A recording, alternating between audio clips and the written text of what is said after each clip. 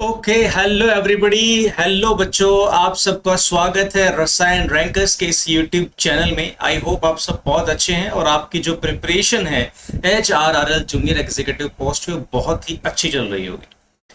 My dear students, जैसे कि आप सबको पता है, it's a series of 30 days 30 marks और आज नंबर है डे नंबर 5। और आज हम जो शुरू कर रहे हैं, as I promise to you guys, it's lecture number 1 of IPC instrumentation and process control. ठीक है। सो आज से हम आईपीसी को डिस्कस करने वाले हैं for the junior executive HRL exam के लिए 30 मार्क्स के लिए। और आज डे नंबर 5 को शुरू करते हैं। माय डियर स्टूडेंट्स, अगेन हमारा जो टारगेट है 30 days 30 marks and 30 likes. 30 days 30 marks तो मैं टारगेट आपका कंप्लीट कर दूंगा, बट देखते हैं 30 लाइक्स वाला जो आपके हाथ में है टारगेट, वो आप कंप्लीट करते हैं या नहीं करते हैं। ठीक है। सो चलिए आज के आईपीसी के सब्जेक्ट को शुरू करते हैं। जैसा कि आप सबको पता है कि आईपीसी सब्जेक्ट की जो वेटेज है वो बहुत ही ज़्यादा है आपके HRRL एग्ज़ाम के अंदर। अगर हम सिलेबस की बात करें तो ये आपका सिलेबस है, ये ऑफिशियल सिलेबस है। जैसे कि measurement of process variable, sensors, transducers, their dynamics, modelling and linearisation, transfer function and responses, inverse response, process reaction curve, सारे के सारे controller, control valves, close loop control strategy, frequency response, tuning, cascade, feed forward control. लगभग अब मैं ये कहूँ कि पूरा बीटेक जितना ही लगभग लगभग आपका आईपीसी का सिलेबस है। और हमने ये भी देखा था कि आईपीसी भी 7 to 8 मार्क्स का आता है, जो कि एक बहुत हाई वेटेज वाला सब्जेक्ट बन जाता है। ठीक है। तो इसमें हम समय लेंगे क्योंकि बड़ा सिलेबस है और ज़्यादा मार्क्स का आता है, तो हम इसमें समय लेंगे। और दूसरा ये है कि ये थोड़ा मैथमेटिक्स वाला पार्ट है, तो आपको थोड़ा सा इसके अंदर ज़्यादा मेहनत करने की ज़रूरत है। कहीं पे भी किसी भी पॉइंट पे आपको कोई दिक्कत आए तो ज़रूर मुझे बताएं। अब देखिए, मैंने इस सब्जेक्ट को समझने के लिए एक तरीका निकाला है। वो हमने निकाला है, हम इस पूरे सब्जेक्ट को क्वेश्चंस के थ्रू समझेंगे। किसके थ्रू समझेंगे? क्वेश्चंस के थ्रू समझेंगे मेरे प्यारे बच्चों। क्वेश्चंस के थ्रू समझेंगे। ठीक है। मतलब कि यहाँ पे आपको कुछ क्वेश्चंस मैं सामने डिस्प्ले करूंगा और उनसे हम थ्योरी को समझेंगे। जनरली क्या होता है, थ्योरी से क्वेश्चन करवाए जाते हैं, बट अब की बार मैं क्वेश्चन से थ्योरी करूंगा। मतलब कॉन्सेप्ट थ्रू क्वेश्चंस हम करेंगे। ठीक है। क्या करेंगे हम? कॉन्सेप्ट थ्रू क्वेश्चन, जिससे आपके पास में लमसम काफी सारे क्वेश्चंस भी हो जाएंगे, लगभग लगभग 50 to 60 क्वेश्चंस भी हो जाएंगे और आप वहां से सिलेबस को भी कवर कर पाएंगे। ठीक है। चलो, तो शुरू करते हैं आज के इस लेक्चर को। सबसे पहले हम इस चैप्टर के अंदर जो पढ़ेंगे वो हम पढ़ेंगे लाप्लास ट्रांसफॉर्म। क्या पढ़ेंगे हम? लाप्लास ट्रांसफॉर्म हम पढ़ेंगे। बिना लाप्लास ट्रांसफॉर्म के आप आईपीसी सब्जेक्ट को नहीं पढ़ सकते। सबसे पहले बात आती है कि लाप्लास ट्रांसफॉर्म को पढ़ने की जरूरत ही क्यों पड़ गई। लाप्लास ट्रांसफॉर्म को पढ़ने की जरूरत इसलिए पड़ गई मेरे प्यारे बच्चों, क्योंकि जैसे कि मान लीजिए फॉर एग्जांपल कि आपके पास में कोई इक्वेशन है इंटीग्रेशन में, कोई इक्वेशन है आपके डिफरेंशियल इक्वेशन में। ठीक है। ये जो डिफरेंशियल इक्वेशन है, इंटीग्रेशन है, डबल इंटीग्रेटिव है, डबल डेरिवेशन है, इनको सॉल्व करना थोड़ा सा डिफिकल्ट है। सॉल्व करना किसको आसान है? अलजेब्रिक इक्वेशन को सॉल्व करना आसान है। अलजेब्रिक इक्वेशंस को सॉल्व करना क्या है? आसान। लाप्लास ट्रांसफॉर्म क्या करता है कि आपका जो इंटीग्रेशन है, डिफरेंशियल इक्वेशंस हैं, इनको अलजेब्रिक इक्वेशन में कन्वर्ट कर देता है, जो कि मेरे लिए पढ़ना आसान है।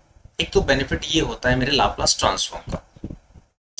सबसे पहली बात आती है लाप्लास ट्रांसफॉर्म की डेफिनेशन की। मेरे पास लाप्लास होता क्या है, अब आप समझिए।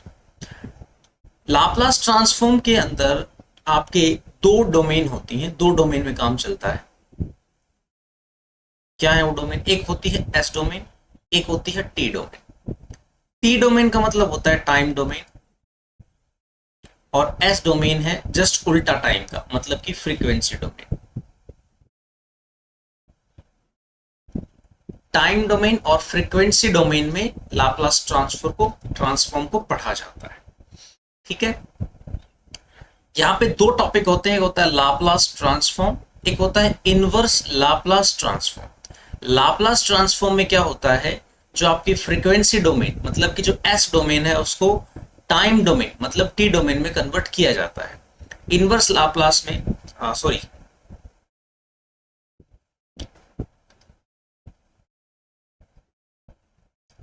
लाप्लास ट्रांसफॉर्म में टी डोमेन को एस डोमेन में कन्वर्ट किया जाता है और इनवर्स लाप्लास ट्रांसफॉर्म में एस डोमेन को टी डोमेन में कन्वर्ट किया जाता है। मतलब कि टाइम को फ्रीक्वेंसी में चेंज करना हो और फ्रीक्वेंसी को टाइम में चेंज करना हो तो लाप्लास और इनवर्स लाप्लास का हम यहाँ पे यूज करते हैं। ठीक है, सबसे पहले हम देखते हैं कि लाप्लास ट्रांसफॉर्म होता क्या है। देखो, लाप्लास एक ऑपरेटर की तरह ही है। लाप्लास भी एक ऑपरेटर की तरह ही है। जैसे कि मान लीजिए सिग्मा एक ऑपरेटर होता है। अगर आप किसी फंक्शन के आगे सिग्मा लगा दो, इसका मतलब है कि उस फंक्शन का एडिशन करना है। ऐसे ही लाप्लास भी एक ऑपरेटर है। अगर आपने किसी फंक्शन पे लाप्लास लगा दिया तो वो भी उस फंक्शन को कुछ चेंज कर देगा। और वो चेंज करने का तरीका क्या है? वो चेंज करने का तरीका मेरे प्यारे बच्चों ये मेरे चेंज करने का तरीका है। अब लाप्लास ट्रांसफॉर्म भी एक इंटीग्रेशन टाइप ही मेथड है। ये कोई दूसरी ग्रह से आई हुई बला नहीं है। दूसरी ग्रह से आई हुई बला नहीं है, ये भी एक इंटीग्रेशन ही है। अब आप समझो कि ये क्या है, धीरे धीरे आपको सब समझ में आएगा। देखो, जो मान लीजिए कि आपके पास में मैंने क्या कहा, लाप्लास ट्रांसफॉर्म में टाइम डोमेन को एस डोमेन में चेंज करते हैं। मान लो आपके पास कोई फंक्शन है एफ ऑफ टी, आपके पास कोई फंक्शन है एफ ऑफ टी, ठीक है। आपके पास कोई फंक्शन है टाइम डोमेन में। अगर आप इस टाइम डोमेन के फंक्शन को लाप्लास कर दें इसका, तो ये चेंज हो जाता है किसके अंदर? F of S. F of S क्या है? The Laplace of the f of T. F of S क्या है? Laplace of the f of t. तो इस एफ ऑफ टी, इस फंक्शन को, इस टाइम फंक्शन को हमें अगर फ्रीक्वेंसी डोमेन में चेंज करना है तो हमें लाप्लास करना पड़ेगा। तो हमने एफ ऑफ टी का लाप्लास किया और ये किस में कन्वर्ट हो गया? एफ ऑफ एस में। अब ये कैसे कन्वर्ट हुआ, क्या मेथड से हुआ? ये वो मेथड है। अगर मैं एफ ऑफ टी को e raise to power minus s t से मल्टीप्लाई करके जीरो से लेके इन्फिनिटी तक इंटीग्रेशन कर दूं तो ये मेरा एफ ऑफ एस बन जाता है। दोबारा बोलता हूं, एफ ऑफ टी है, इसको आपको कन्वर्ट करना है एफ ऑफ एस में। कैसे करोगे? लाप्लास कर दो। कैसे होता है लाप्लास? एफ ऑफ टी को e raise to power minus s t से मल्टीप्लाई करके और जीरो से लेके इन्फिनिटी तक इंटीग्रेशन कर दो, आपका क्या बन जाएगा? एफ ऑफ एस बन जाएगा। अब आप होगे सर इंटीग्रेशन तो इसमें करना पड़ ही रहा है। आप एफ ऑफ टी की वैल्यू यहां पुट करोगे, इसको मल्टीप्लाई करोगे और फाइनली आप कर तो इंटीग्रेशन ही रहे हो। आप तो ये कह रहे थे कि इंटीग्रेशन डिफरेंशियल इक्वेशन इनको अलजेब्रिक इक्वेशन में कन्वर्ट करता है, तो हमें यहां पे इंटीग्रेशन करने की जरूरत नहीं है। ये तो इसकी बेसिक इक्वेशन हो गई, इस बेसिक थीम हो गई इसकी, जिस तरीके से फंडामेंटली चलता है। समझ में आ गई? आगे धीरे धीरे आपको चीजें समझ में आ जाएंगी। ठीक है, कि आपको इंटीग्रेशन करने की कोई भी आवश्यकता नहीं पड़ेगी। तो ये डेफिनेशन थी लाप्लास ट्रांसफॉर्म की मेरे प्यारे बच्चों, आपको इसको ध्यान से पढ़ना है। अब यहाँ पे ना मैं सबसे पहले एक सवाल लेता हूं। सवाल है मेरा, Laplace transform of sine T. Laplace transform of sine T, ठीक है। तो यहाँ पे क्या आंसर आएगा और कैसे आंसर आएगा वो देखना है। तो यहाँ पे एफ ऑफ टी फंक्शन जो है, एफ ऑफ टी वो क्या है? साइन टी है, ठीक है। अब आपको ये करने की जरूरत नहीं है कि सर एफ ऑफ एस अगर करना है तो इंटीग्रेशन करो जीरो से infinity, F of T put कर दिया, फिर उसको इससे मल्टीप्लाई कर दिया और इसको इंटीग्रेट करो। नहीं, ये करने की जरूरत आपको नहीं है। आपको डायरेक्टली याद रखना है साइन ए टी का लाप्लास क्या होता है। कुछ सर्टेन फॉर्मूलाज हैं, कुछ सर्टेन प्रॉपर्टीज हैं, वो आपको याद करनी पड़ेगी मेरे प्यारे बच्चों। ठीक है, साइन ए टी है, इसका लाप्लास क्या होगा? इसका लाप्लास होगा मेरा a divided by s square plus omega square. ठीक है, s square plus omega square. समझ में आ रही है बात? देखिए मैं आपको बताता हूं। हमारे पास एक शीट है, लास्ट में मैंने लगा रखी है आपकी। ये मेरे पास में एक शीट है।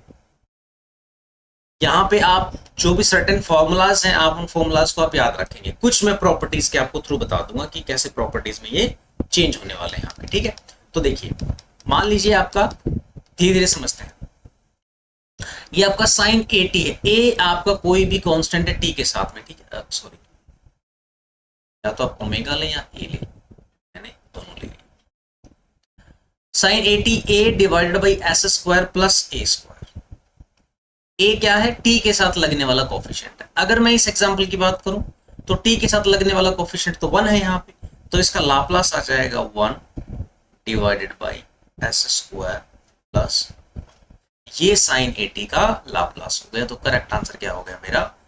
1 मेरा करेक्ट आंसर, 1 मेरा करेक्ट आंसर। ठीक है, समझ में आ गई बात? चलो आगे बढ़ते हैं। क्वेश्चन नंबर 2 है आपका लाप्लास ऑफ द कोस 80। अब आपको कोस 80 का लाप्लास ट्रांसफॉर्म करना है। ठीक है, कोस 80 का Laplace of cos 80, Laplace of cos 80 ये आपको करना है। ठीक है, अब कोस 80 में आपका जो लाप्लास होता है वो क्या होता है? इसका होगा आपका, ये होगा आपका s divided by s square plus a square. Cos 80 का क्या है? s divided by s square plus a square. तो s divided by s square plus a क्या है यहाँ पे? a तो a ही है क्वेश्चन के अंदर, तो ये हो गया मेरा ए स्क्वायर। तो देखिए कैसे मेरा कोस 80 जो फंक्शन था उसका लाप्लास करने से देखो कैसे ये फंक्शन एफ ऑफ एस में चेंज हो गया, कैसे फंक्शन देखो एफ ऑफ एस में चेंज हो गया। समझ में आ गई बात? तो इसका करेक्ट ऑप्शन क्या हो जाएगा मेरे पास में? ए इसका करेक्ट ऑप्शन हो जाएगा, S divided by s square plus a square. ठीक है, ओके। तो साइन 80 हो गया मेरा, कोस 80 हो गया। आगे बढ़ते हैं। आगे है आपको लाप्लास ट्रांसफॉर्म निकालना है। आपके पास में जो फंक्शन है मेरे प्यारे बच्चों, फंक्शन है e t into e raise to power minus, ये आपके पास में ट्रांसफर फंक्शन है। ठीक है, ये आपके पास ट्रांसफर फंक्शन है, सॉरी ये आपके पास में फंक्शन है। अब इस फंक्शन का मुझे लाप्लास करना है, इस फंक्शन का मुझे लाप्लास करना है। आप कैसे करेंगे? कैसे करेंगे आप देखिए, इसमें आपको 2 लाप्लास में सिखाऊंगा। अगर मुझसे कोई पूछे Laplace of t raise to power n क्या होगा, टी की पावर एन, एन कुछ भी हो सकता है। ठीक है, तो Laplace of t raise to power n जो होगा वो होगा मेरे प्यारे बच्चों n factorial divide by s raise to power n plus 1। ठीक है, हो सकता है आपको समझ में ना आया हो, एग्जाम्पल ले लेते हैं, समझ में आ जाएगा। मान लो किसी ने पूछा एफ ऑफ टी जो है वो आपका टी स्क्वायर है, तो find out F of S, find out F of S मतलब कि मुझे एफ ऑफ टी का लाप्लास करना है, मतलब कि मुझे टी स्क्वायर का लाप्लास करना है, जो कि मेरा एफ ऑफ एस बनेगा। वो क्या होगा देखिए, एन फैक्टोरियल, यहाँ पे एन की वैल्यू क्या है? एन की वैल्यू 2 है, तो 2 factorial divided by s, n की वैल्यू क्या है? 2 प्लस 1। क्यों? क्योंकि एन की वैल्यू यहाँ पे क्या है? 2। तो यहाँ पे मेरे प्यारे बच्चों एफ ऑफ एस क्या हो जाएगा? 2 फैक्टोरियल तो 2 ही होता है, divided by s raise to power 2 plus 1 3। तो टी रेज टू पावर 2 का क्या हो गया? 2 डिवाइड बाई एस क्यूब। ये मेरा क्या हो गया? लाप्लास ट्रांसफॉर्म हो गया टी स्क्वायर का। किसका हो गया? टी स्क्वायर का। समझ में आ गया? अच्छा, और एक एग्जांपल और लेते हैं बेटर अंडरस्टैंडिंग के लिए। लाप्लास ऑफ, ये है मेरा एग्जांपल दूसरा, लाप्लास ऑफ टी बताइए। तो यहाँ पे n की वैल्यू 1 है, तो 1 divided by s raise to power n plus 1। तो मेरा जो t का लाप्लास है मेरे प्यारे बच्चों क्या हो गया? 1 बाई एस स्क्वायर। चलो मुझे कमेंट सेक्शन में जरूर बताना, ये आपकी इंगेजमेंट दिखाता है कि आप कितना पढ़ रहे हो। इससे मुझे ये आइडिया लगता है कि आप पढ़ भी रहे हो या मैं ऐसे ही आप लोगों के लिए अलग से समय निकाल के पढ़ाने की कोशिश कर रहा हूं। अगर मैं कोई सवाल दूं कमेंट सेक्शन में, मुझे जरूर बताया करो। अगर वो रिस्पॉन्स आने धीरे धीरे बंद होंगे तो मुझे क्लासेस भी बंद करनी पड़ेगी, क्योंकि अगर आप कोई पढ़ ही नहीं रहा है तो फिर क्यों मैं अपना टाइम वेस्ट करूंगा, है ना? अच्छा, मुझे बताना लाप्लास ट्रांसफॉर्म ऑफ टी की पावर 3, टी क्यूब का लाप्लास आपको बताना है। ठीक है, चलो back to the pavilion. T का मुझे आता है कि क्या मेरे पास में लाप्लास होगा। अब यहाँ पे एक इंपॉर्टेंट प्रॉपर्टी समझो, एक इंपॉर्टेंट प्रॉपर्टी समझो जो कि बहुत अच्छी प्रॉपर्टी है। प्रॉपर्टी क्या है? अगर आप अगर आप मान लीजिए कोई फंक्शन है एफ ऑफ टी, इसमें अगर आप e raise to power minus a t multiply कर देते, if you multiply e raise to power minus a t to the f of t, तो क्या होगा? एफ ऑफ टी का जो लाप्लास है वो क्या होगा? F of s. जो आपने e raise to power minus a t से मल्टीप्लाई किया, तो यहां पे एस डोमेन में कुछ फर्क पड़ेगा। क्या पड़ेगा? यहां जो माइनस ए है यहां पे आ जाएगा प्लस ए। अगर ये होता प्लस ए तो यहां पे आता माइनस ए, तो एस डोमेन में ये फर्क पड़ जाएगा। सर समझ नहीं आया? समझो। मान लीजिए इस सवाल के अंदर एफ ऑफ टी जो है वो मेरा टी है, एफ ऑफ टी है जो मेरा टी है, ठीक है। तो कंफ्यूज ना हो इसलिए हम इसका दूसरा नाम रख देते हैं, इसका हम दूसरा नाम रख देते हैं जो कि सवाल में दिया हुआ है सी टी। इस फंक्शन का दूसरा नाम दे दें ताकि आप एफ ऑफ टी से कंफ्यूज ना हो, सी ऑफ टी। तो मान लीजिए कि एफ ऑफ टी है मेरा टी, तो इसका एफ ऑफ एस क्या होगा? सर अभी अभी आपने बताया था ये होगा 1 डिवाइडेड बाई एस स्क्वायर, ठीक है। अगर आप इस एफ ऑफ टी मतलब कि टी को मल्टीप्लाई कर दो e raise to power minus t, मतलब कि e raise to power minus a t, यहाँ पे ए की वैल्यू क्या है मेरी? 1 है, कोई दिक्कत नहीं है, ए की वैल्यू क्या है? 1 है। अगर आप एफ ऑफ टी को, जो कि ये है, ये एफ ऑफ टी को e raise to power minus a t से मल्टीप्लाई कर देते हो, तो उसका टोटल का लाप्लास क्या आएगा? लाप्लास ये आएगा कि देखो ये जो एफ ऑफ टी था, मतलब कि जो टी था उसका लाप्लास क्या है? 1 बाई एस स्क्वायर। अब मल्टीप्लीकेशन से इफेक्ट क्या आएगा कि आपने यहां पे जो आपका a है उसको अपोजिट साइन के साथ लिखना है। तो यहां पे क्या है? -1 है, तो यहां पे क्या होगा? s के अंदर आप पहले तो +1 करो, स्क्वायर बाद में लगाना है, पहले s डोमेन में अच्छे तरीके से चेंज कर लो, +1 करो। अब s के ऊपर क्या था? स्क्वायर, तो अब क्या आ जाएगा? पूरे का होल स्क्वायर आ जाएगा। क्या आंसर आ जाएगा आपका? बी आपका करेक्ट ऑप्शन हो जाएगा। फिर से मैं रिपीट करता हूं क्योंकि कहानी थोड़ी सी लंबी है, ये समझना पड़ेगा आप लोगों को। हो सकता है कुछ बच्चों के लिए नई बात हो, इसलिए हम धीरे धीरे एक बार बेस क्रिएट कर लें हम, उसके बाद में हम आसानी से इसको पढ़ पाएंगे। मैंने कहा कि ये आपके पास में एक फंक्शन है टाइम में, ठीक है। अब टी का ट्रांसफर फंक्शन मैंने सिखा दिया, ऐसे होगा टी का ट्रांसफर फंक्शन। तो टी का ट्रांसफर फंक्शन होगा 1/s²। एक प्रॉपर्टी होती है कि किसी भी फंक्शन को, किसी भी टाइम के फंक्शन को e raise to power minus a t से मल्टीप्लाई करते हो तो एस डोमेन में इसके अपोजिट साइन वाला आ जाता है। यहां पे एफ ऑफ टी को मान लिया मैंने टी, तो एफ ऑफ टी का एफ ऑफ एस क्या हो गया? एफ ऑफ टी का एफ ऑफ एस हो गया 1/s²। अगर आपने टी में मल्टीप्लाई कर दिया ई रेज टू पावर -1 टी को, तो एस डोमेन में चेंज आएगा क्या? इसका अपोजिट साइन वाला ऐड करो और बाद में स्क्वायर है, क्यूब है, जो भी है वो आप करो। तो 1/s, क्योंकि -1 है तो मैंने रख दिया +1 और फिर उसका होल स्क्वायर। ऐसे मत कर देना, ये गलत है, ऐसे मत कर देना। 1/s² +1, ये गलत है। पहले आप चीज को पुट करेंगे, उसके बाद में जो भी ऑपरेशन है, स्क्वायर है, क्यूब है, कुछ भी है, उसके बाद में आप उसको ऊपर अप्लाई करेंगे। समझ में आ गई बात? ठीक है। तो ये हो गया मेरा एक प्रॉपर्टी। अगर कौन सी प्रॉपर्टी? अगर आप e raise to power minus a t को मल्टीप्लाई करते हो किसी फंक्शन से। समझ में आ गई बात? ठीक है। देखो अब नेक्स्ट क्वेश्चन भी इसी तरीके से आप समझना, यहां से समझ में आएगा। तो ये आपको लाप्लास करना है इसका, आपको लाप्लास करना है e raise to power t sine t का। सबसे पहले तो एफ ऑफ टी देखो, मान लो ये एफ ऑफ टी है और इस एफ ऑफ टी को e raise to power a t से मल्टीप्लाई किया गया है, ठीक है।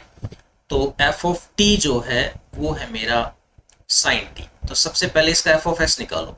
एफ ऑफ एस मुझे पता है इसका ए, जो कि यहाँ पे ए की वैल्यू मेरी 1 है, तो यहाँ पे आ जाएगा 1 divided by s² plus one, S square plus one. समझ में आ गई बात, ये आ गया, ठीक है। अच्छा, अब क्या होगा कि अगर आपने e रेज टू पावर 80 से मल्टीप्लाई किया है तो एस डोमेन में क्या चेंज आएगा कि जो a की वैल्यू है उसका अपोजिट वाला साइन आप रखें, तो Laplace of e raise to power t sine t का लाप्लास क्या हो जाएगा 1 डिवाइडेड बाई s में चेंज करो इसका अपोजिट साइन -1 और उसके बाद लगाओ स्क्वायर प्लस। समझ में आ रही है बात, समझ में आ रही है बात, ठीक है।